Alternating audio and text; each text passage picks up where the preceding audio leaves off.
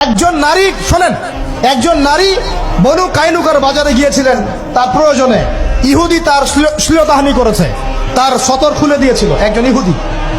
এটা দেখে একজন মুসলিম ভাই সেখানে থাকতে না পারে ওই ইহুদির গর্দান নামিয়ে দেয়।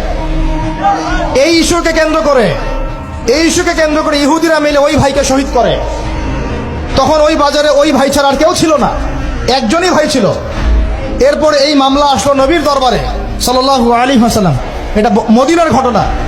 নবী সাল্লাল্লাহু আলাইহি ওয়াসাল্লাম ওই সাহাবীকে তো দোষারোপ করেন নাই, বরং নিজে বর্ম পরে অন্য সাহাবীদেরকে বলেছেন, তোমরা বের হও, আমরা বনু কাইনুকা আক্রমণ করবো, ওকে এখান থেকে বের করে দেবো।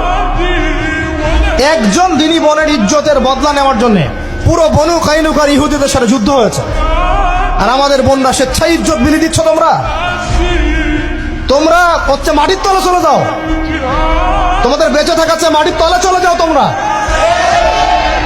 নিজেরা স্বেচ্ছায় ইজ্জতের বিসর্জন দিচ্ছ।